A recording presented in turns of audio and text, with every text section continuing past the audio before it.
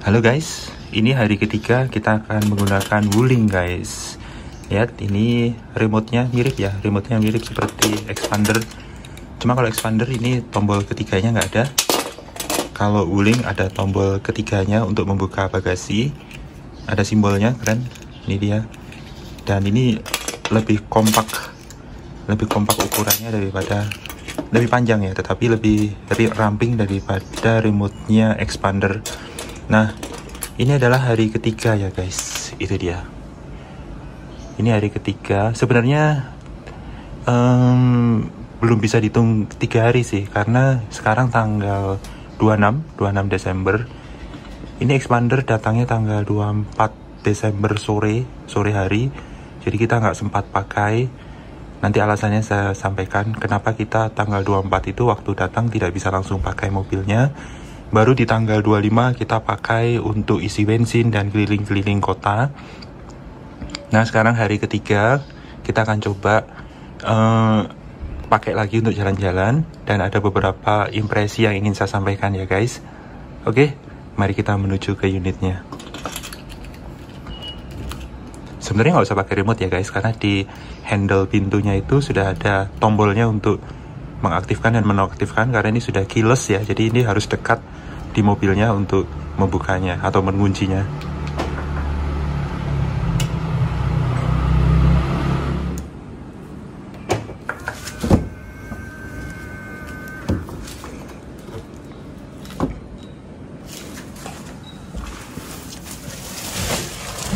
Oke guys, kita sudah di dalam Wulingnya guys.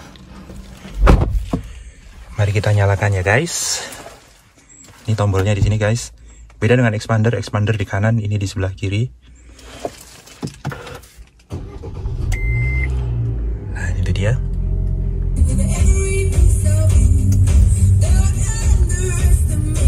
Oke Wuling. Halo Wuling. Halo. Matikan radio. Halaman radio sedang tidak aktif. Padahal tadi nyala ya, ini jawabannya salah ini kayaknya. Oke, kita nyalakan AC-nya. Oke, mengapa tanggal 24 kemarin kita nggak pakai Wuling ini ya guys? Jadi gini guys, tanggal 24 waktu mobil datang kita nggak langsung pakai karena ini dia guys.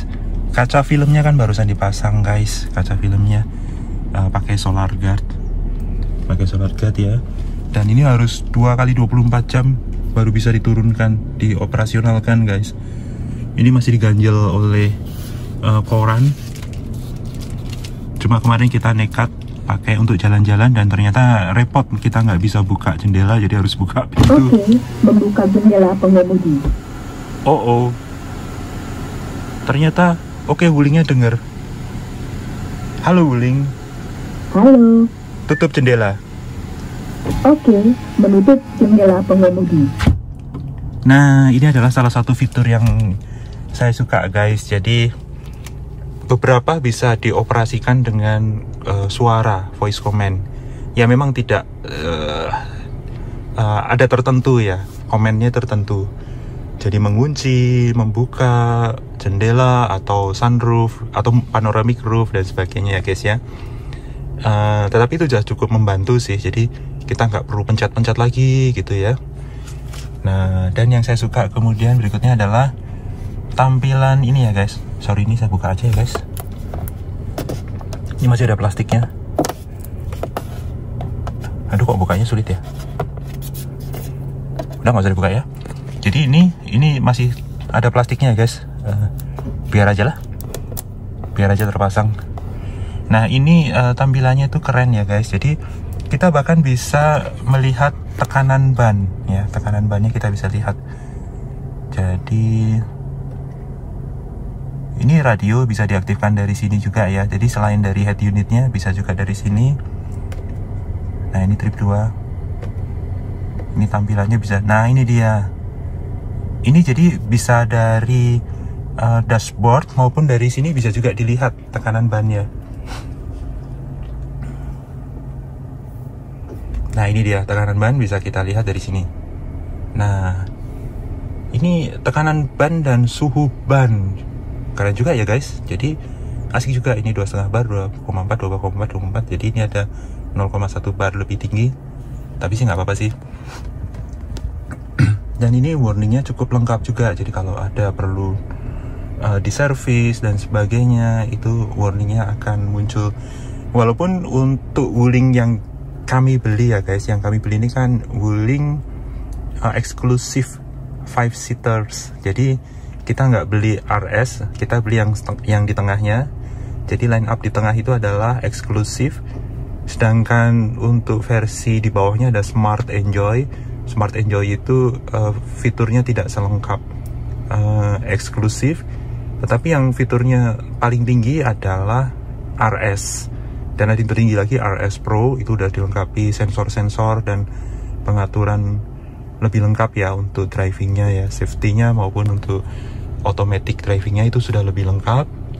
Tapi kalau teman-teman mau beli sih sebenarnya dengan tipe yang tengah ini eksklusif ini sudah cukup luar biasa ya, sudah cukup lengkap ya. Dan yang saya suka berikutnya adalah ini sudah ada auto hold. Ini sangat membantu kalau misalnya di lampu merah gitu ya guys, atau kita berhenti di kemacetan gitu, di tanjakan, itu sangat membantu nih auto hold. Jadi kita nggak perlu lagi tarik handle rem atau pencet-pencet ini udah otomatis ngerem, dan begitu kita gas dia otomatis lepas rem tangannya. Ini sangat membantu. Cuma ada beberapa hal yang saya nggak suka juga. Ini di sini nih. Ini auto locknya di sini. Ini penguncinya dan pelepas kuncinya, pembuka kuncinya itu ada di sini gitu ya. Jadi padahal kita kan kepalanya menghadap depan terus ya. Kita misalnya ada penumpang yang ingin keluar gitu ya, kita buka kuncinya dari sini. Ini agak repot juga sih. Bahkan kalau posisinya terkunci, ini pintu pengemudi pun harus kita buka dulu baru dia bisa keluar. Jadi kan dia auto lock ya. Tetapi waktu pengemudi mau keluar, ini memang harus di auto lock, harus di unlock dulu di sini. Nah, ini yang agak sedikit mengganggu. Kemudian ini dia. Ini secara layout terbalik dengan expander ya, karena kami juga punya expander, jadi kita membandingkannya dengan apa yang kita punya ya guys. Jadi contohnya ini pengaturan di sini volume, kalau di expander kan di sebelah kiri gitu ya. Kemudian untuk ini cruise control ada di sebelah kanan, kalau di expander ini ada di sebelah kiri. Jadi nanti sopirnya ini kalau bolak-balik antara expander terus ke Wuling lagi, ini harus membiasakan diri bahwa ini layoutnya kebalik ya, kanan kirinya. Jadi kan ini pengoperasinya kan pakai tangan kiri maupun tangan kanan ya. Jadi kalau yang biasanya di tangan kiri ini untuk volume, ini jadi di tangan kanan. Sebenarnya nggak terlalu problem sih, nanti kalau sudah terbiasa pasti akan oke saja gitu ya. Oke. Dan ini dia di sebelah kanan, ini pengaturan spion ada di sini gitu ya. Ini untuk retractable, memang rada tersembunyi karena ini tertutup oleh setir ya. Tetapi kalau menurut saya sih cukup rapi ya, walaupun agak ketutupan setir. Dan ini enak, ini ada material soft touch-nya di sini. Jadi soft touch di sini. Tetapi sisanya ini keras ya, ini keras gitu ya. Ini ada soft touch-nya di sini. Jadi untuk sandaran enak ini. Ini sayangnya soft touch-nya kok di sini ya, padahal ini kan tidak terlalu banyak tangan di area ini ya. Tapi nggak apa-apa guys. Dan untuk kepraktisan cukup lumayan ya. Ini ada banyak sekali. Ini untuk tempat minum ya. Di sini ada 2 juga, di sebelah sana juga ada. Dan ini yang kami suka di sini karena ada colokan ya. Ya ini dia. Ini khusus untuk charger. Sedangkan ini untuk audio terhubung ke head unit, dan ini untuk aux. Ya ini dia. Yang paling seneng itu juga karena head unitnya besar ya guys ya. Ya. Nah ini kekurangan berikutnya adalah bahwa ini head unitnya belum bisa Apple CarPlay. Tetapi kalau di internet ya, saya lihat di YouTube ada beberapa orang yang sudah bisa mengaktifkan Apple CarPlay di unit Almas yang eksklusif ya, yang seperti ini. Kalau RS kayaknya sih sudah bisa ya, tapi kalau di head unit yang Almas eksklusif itu belum bisa. Tetapi ada yang bisa mengaktifkannya, entah gimana caranya. Kayaknya ada satu alat tambahan gitu ya, sehingga otomatis dikenali dan bisa ada CarPlay di sini ya. Nggak tahu ini gimana caranya, karena kalau saya sih secara pribadi lebih senang pakai iPhone ya guys, lebih senang pakai iPhone. Unit utama saya nomornya di situ juga, jadi alangkah lebih asik kalau sebenarnya head unitnya ini bisa Apple CarPlay gitu ya. Tetapi kalau di internet sih saya lihat di YouTube itu ada beberapa yang sudah bisa mengaktifkan, dan ada yang sudah mengupdate versi OS-nya untuk head unit ini. Cuma saya belum tahu caranya ya. Kemarin kalau nggak salah itu di pengaturan, kemudian di tentang wuling, kemudian versi,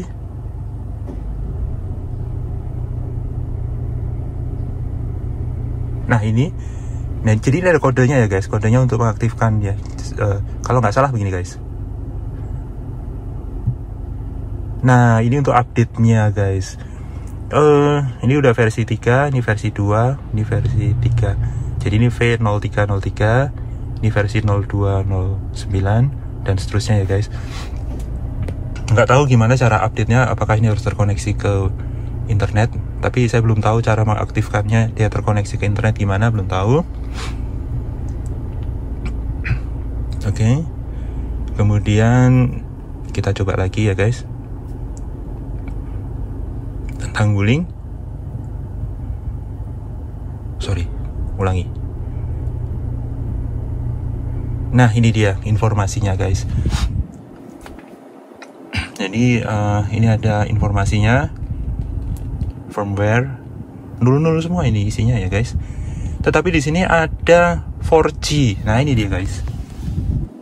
Nggak tahu apakah memang sudah ada 4G-nya atau belum, modul modemnya atau belum, kita nggak tahu ya guys.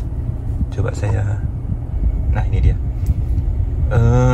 Belum tahu apakah ini memang ada 4G-nya. Kalau memang ada 4G-nya kan seharusnya kita bisa masukkan SIM card ya guys, tapi saya belum tahu caranya. Ini untuk system state, ini ping. Jadi kalau misalnya kita ingin ngecek apakah terkoneksi ke internet atau enggak, kita bisa lakukan ping. Ini host unreachable karena memang tidak ada internetnya ya guys. Cuma ini nanti jadi PR juga sih, artinya kita ingin coba gimana cara mengkoneksikannya gitu ya. Nah ini tampilan berikutnya yang cukup menarik. Ini adalah tampilan ini, head unitnya, dashboardnya ya guys. Saya belum explore lebih lanjut ya di sini.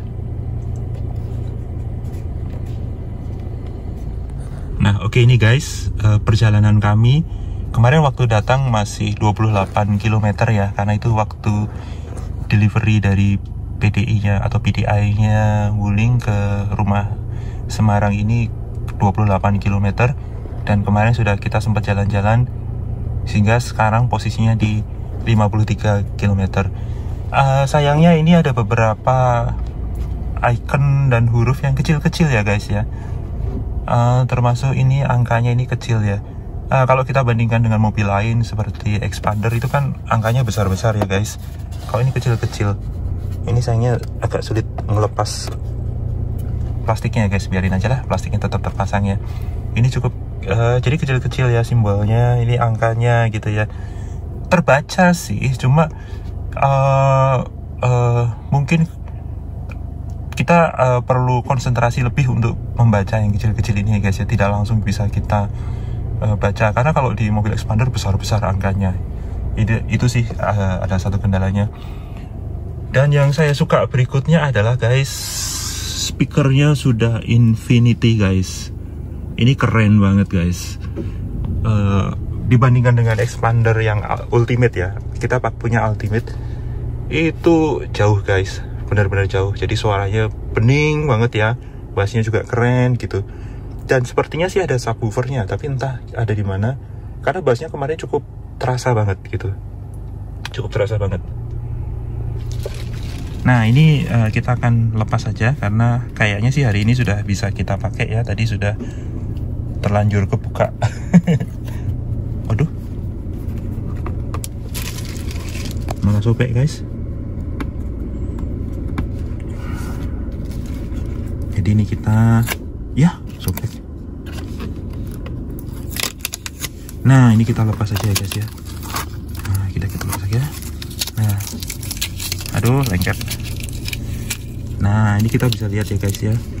Ini sudah auto di keempat pintu, 4 jendelanya guys. Aduh lengket guys. Nah, ini cukup asik juga sih.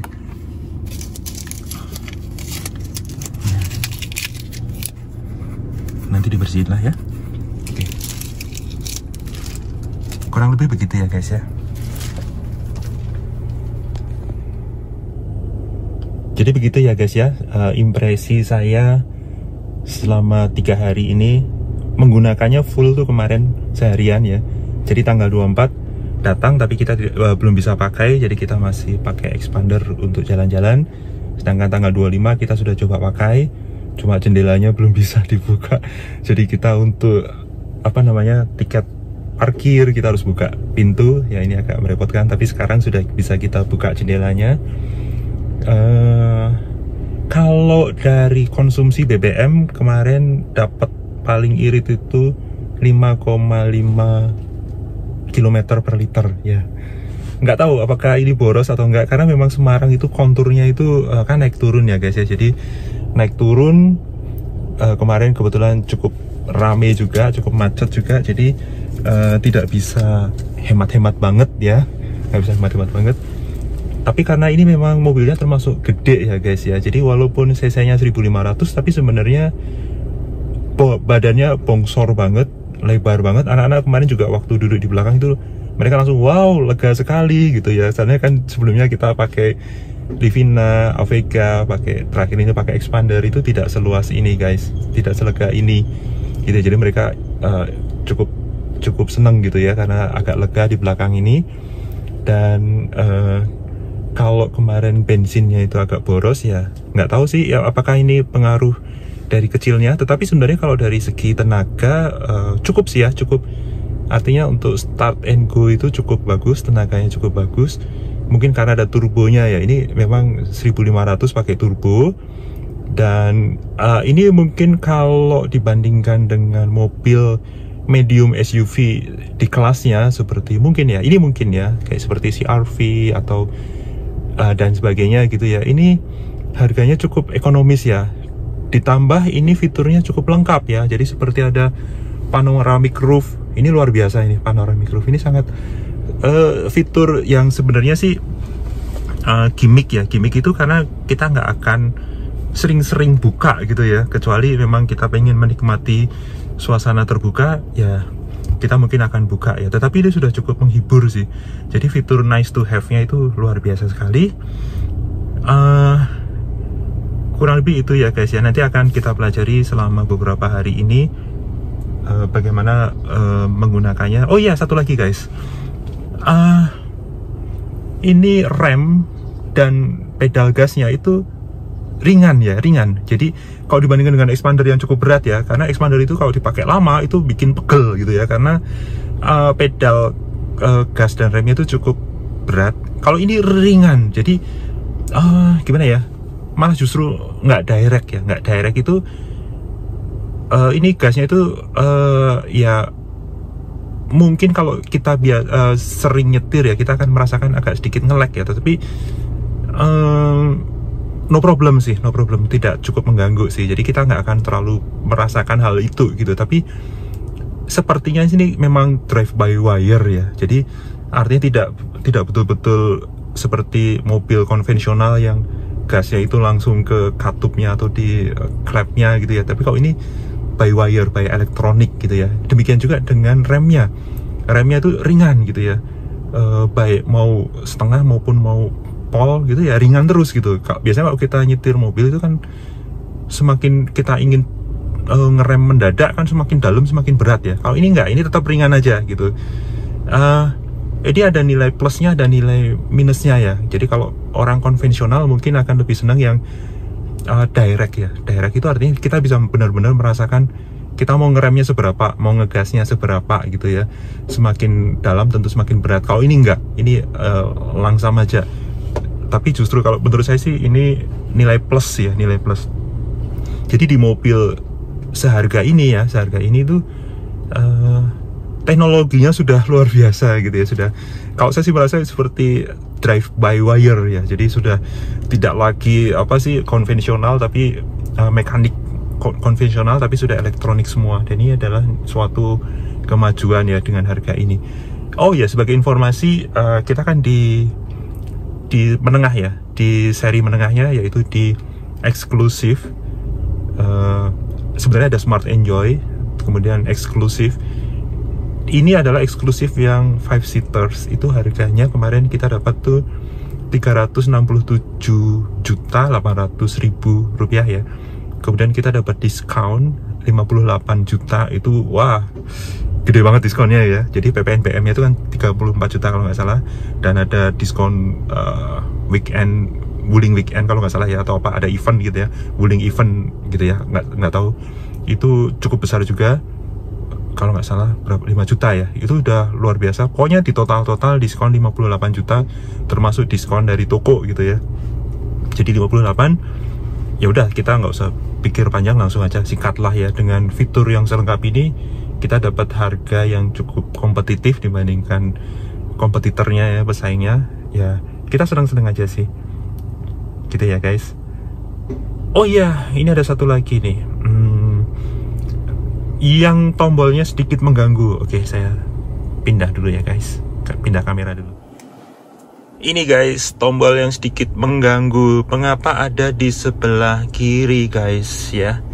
Ini mengapa ada di sebelah kiri? Ini guys, mengapa ada di sebelah kiri ya?